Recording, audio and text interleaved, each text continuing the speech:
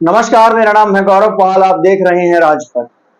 23 अगस्त 2023 को लखनऊ के mall Avenue कार्यालय पर बहुजन समाज पार्टी की समीक्षा बैठक थी।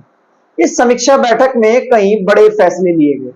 सबसे बड़ा और अहम फैसला यह था कि इस बैठक में ऐलान किया गया कि बहुजन समाज पार्टी 2024 का लोकसभा चुनाव अकेले लड़ेगी, किसी भी गठबंधन में शामिल नहीं होगी।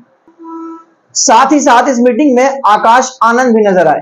आकाश आनंद के इस मीटिंग में नजर आने से काफी खबरें बनी, लेकिन सबसे अहम खबर बनी जब बसपा सुप्रीमो मायावती द्वारा बताया गया कि बहुजन समाज पार्टी 2024 का चुनाव अकेले लड़ने का प्लान कर रही है, अकेले लड़ने का मूड बना रही है।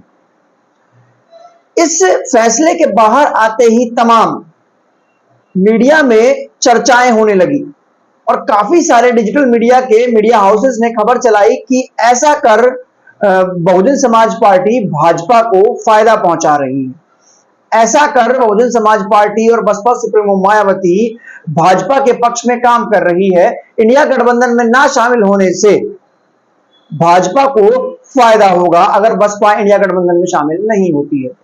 लेकिन आज हम विश्लेषण करेंगे इस बात का कि आखिर इस बसपा के इस फैसले के पीछे क्या कारण है और क्यों जो डिजिटल मीडिया है वो इस खबर को प्रसारित कर रहा है और तमाम जो अन्य लोग हैं, जो इंडिया गठबंधन से जुड़े लोग हैं, वो भी इस चीज को बार बार क्यों कह रहे हैं कि बसपा ने ऐसा फैसला लेकर भाजपा को लाभ पहुंचाया।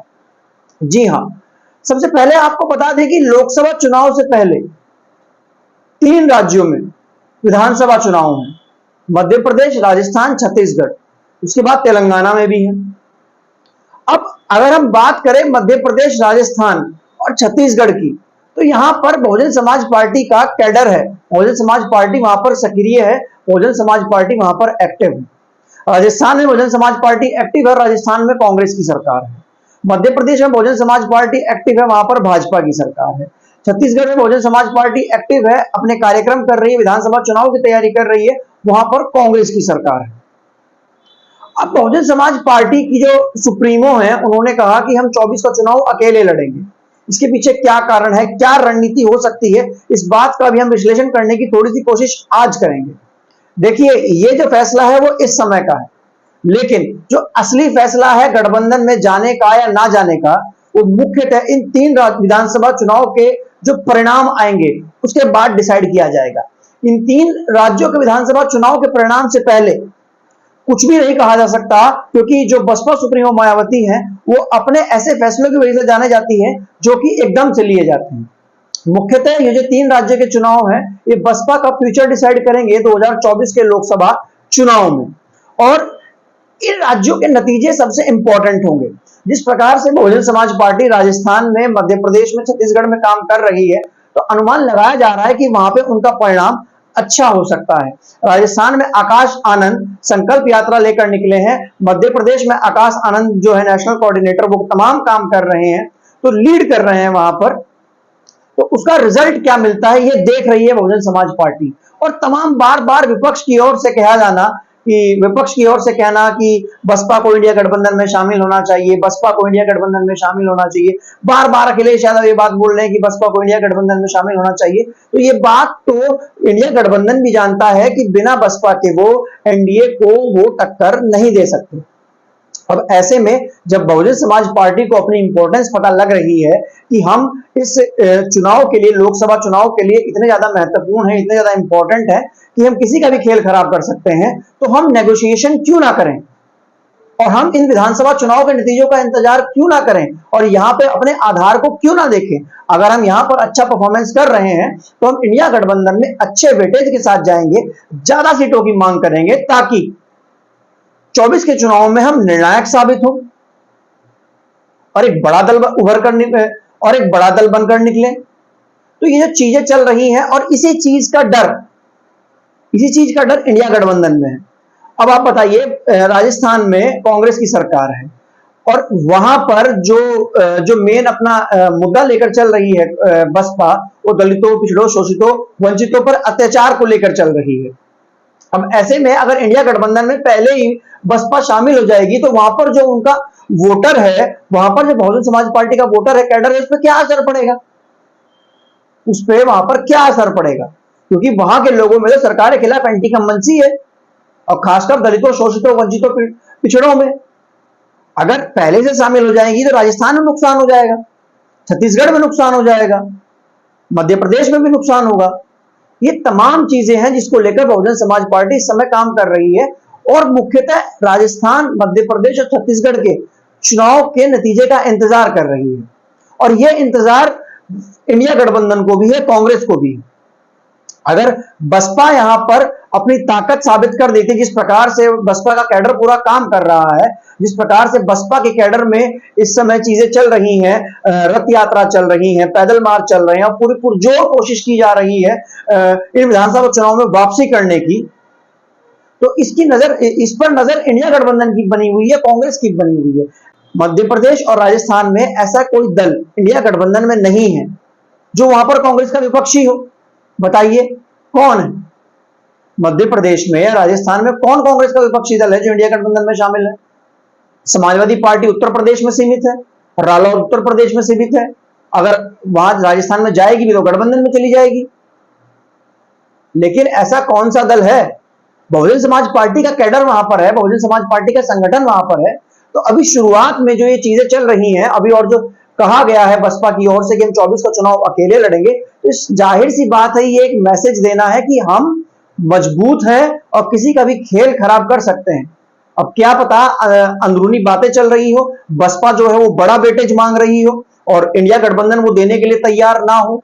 और बसपा का बड़ा वेटेज मांगना गठबंधन में एक सही चीज है, क्योंकि बसपा हमेशा से कांग्रेस के साथ गठबंधन में जाती है, उसको सपोर्ट करती है, लेकिन आखिरी में होता क्या है कि जो कांग्रेस है वो बसपा को नुकसान पहुंचाती है, उनके विधायक तोड़ लेती है, पार्टी में तोड़फोड़ कर देती है, इसका नुकसान बसपा को उठाना पड़ता है।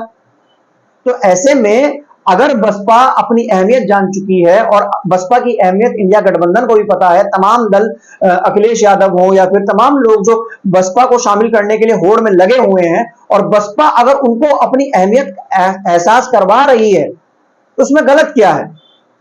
अभी विधानसभा चुनाव के नतीजे आएंगे, उसके बाद असल बात सामने आएगी, और विधानसभा चुनाव के नतीजे अगर अच्छे आएंगे, बसपा के फेवर में आएंगे, तो इंडिया गठबंधन में कांग्रेस को भी और तमाम अन्य दलों को भी बसपा को इंडिया गठबंधन में बसपा की शर्तों पर शामिल करना होगा। और ये जो पॉलिटिक्स अभी कर रही है बसपा सुप्रीमो मायावती, ये गुड पॉलिटिक्स है, उनके संगठन के लिए अच्छी है, उन लोगों के लिए अच्छी है।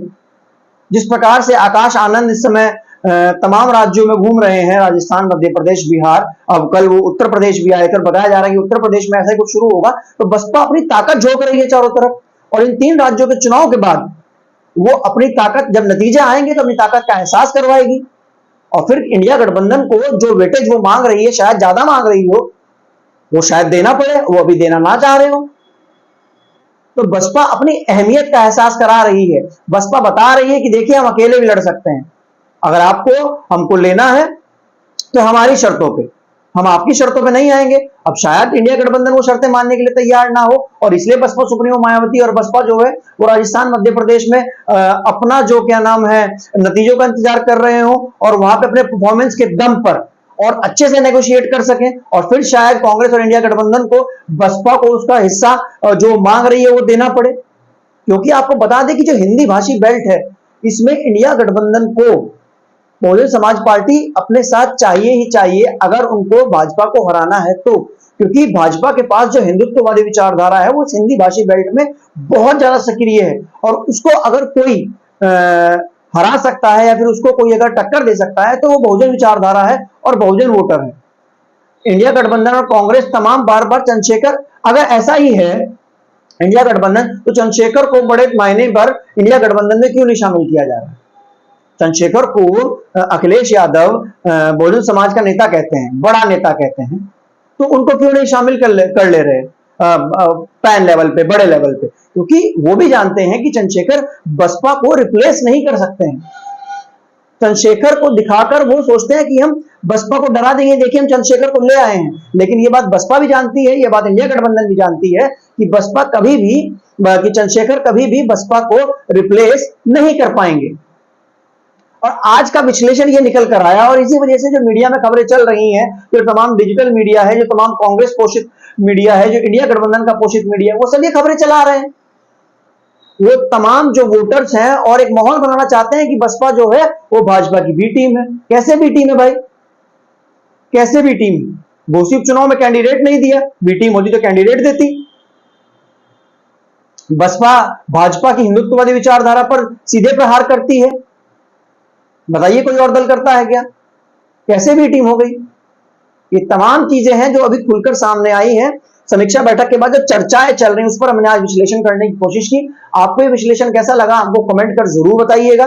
वीडियो को लाइक कीजिएगा, चैनल को सब्सक्राइब कीजिएगा। धन्यवाद। जय हिंद, जय भारत।